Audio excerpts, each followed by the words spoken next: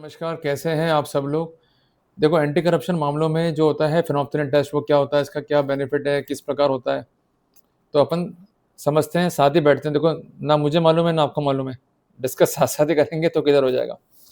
तो अपन लेते हैं नाम वाहिगुरु का, अपन लेते हैं नाम भगवान शिव का, और भगवान की उपस्थिति में आज हम टॉपिक डिस्कस करने जा रहे हैं। एक नोटबुक जो है लेके बैठ जाओ, अपन चलते हैं ऑन दी बोर्ड। और एक रिक्वेस्ट है भाई आपसे, ये जो है ना रोने चेहरे मुझे नहीं चाहिए, कीप स्माइलिंग, चेहरा रखो स्माइलिंग, गिल्ट नहीं फील करना अपने को। जो हुआ सो हुआ, भाड़ में गया, मेहनत करेंगे निकल जाएंगे, बट कॉन्सेप्चुअली भी मस्ट बी क्लियर।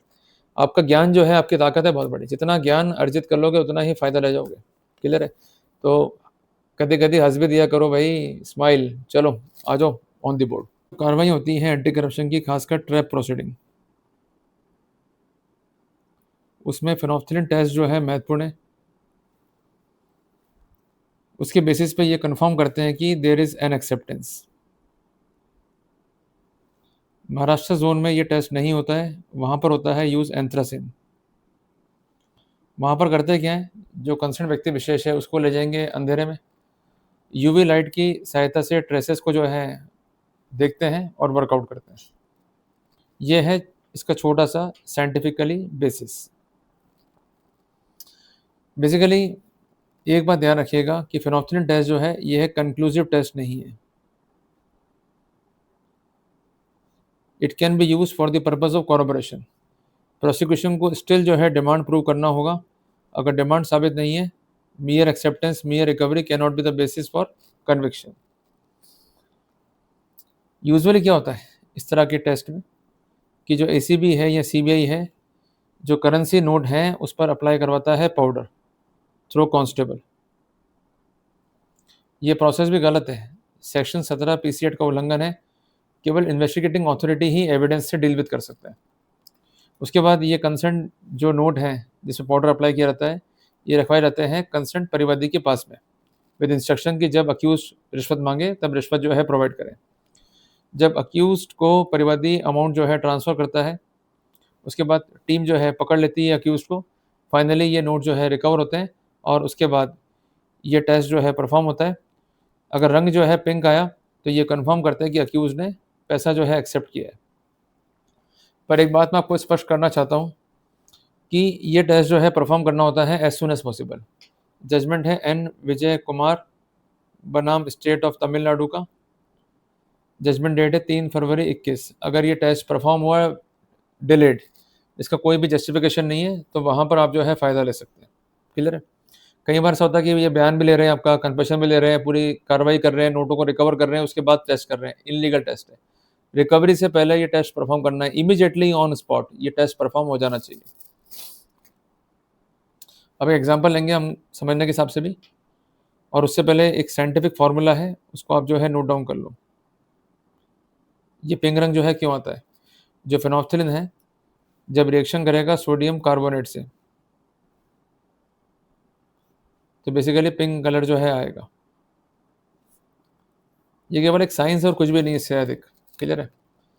अब ए कहता है कि मैंने बी को जो है रुपए दे दिए, टीम ने जो है बी को ट्रैप कर लिया, उससे पैसे जो है रिकवर हो गए, उसका हैंड वॉश हुआ और रंग जो है पिंक हो गया।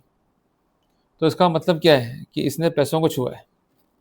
ये निष्कर्ष निकालेगा प्रोसिक्यूशन, पर डिफेंस अभी भी जो है अटैक कर सकता है कि पैसों को छुआ नहीं है।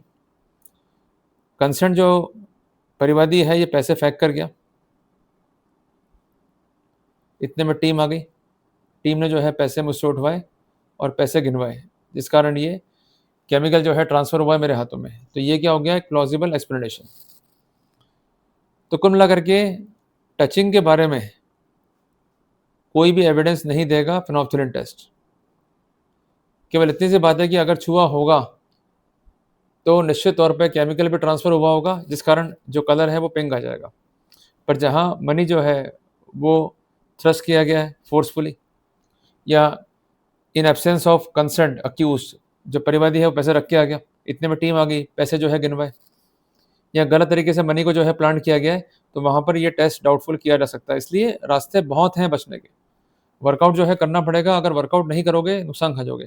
केवल एक गवाह खड़ा करना पड़ेगा आपको, जो इस बात की जो है पुष्टि करेगा कि हमने जो है पैसे लिए नहीं है, बल्कि ये पैसे जो है थ्रस्ट किए गए या फोर्सफुली जो है देने का प्रयास किया गया है, या हमारी एब्सेंस में, हमारे ड्रॉवर में या किसी अन्य स्थान पर ये पैसे जो है रखे गया है परिवादी, ताकि हम डाउट जो है क्रिएट कर सकें। तो basically we are having multiple defences. Even ये डिफेंस भी मिल सकता है कि इसने आते हमसे जो है हाथ मिलाया। केवल आपको अपने कथनों की पुष्टि के लिए गवाह जो है रखना पड़ेगा, बस ये बात का जो है विशेष ध्यान रखिएगा। तो हम ये कह सकते हैं कि डिमांड जो है मस्ट है। मियर आ गया पिंक कलर, तो ये कंक्लूसिव एविडेंस नहीं है। प्रोसिक्यूशन को ये प्रूव करना पड़ेगा कि जो कंसर्न आरोपी है इसने टच किया है करेंसी नोट्स को। कई बार वीडियो भी होती है रिलीज अक्यूज की, जिसमें ये दिखाई रहता है कि जो कलाइयाँ हैं उसके नीचे तक हाथ जो है आए हुए हैं एसीबी ऑफिशियल्स के। कई बार ये भी होता है कि जो कंसर्न अक्यूज है उसके हाथ जो है लगवा दिए टेबल के ऊपर या किसी अन्य स्थान पर उसने जो है टच कर लिया। तो ऐसे सिनेरियो में ये जो टेस्ट है ये डाउटफुल जो है हो जाता है।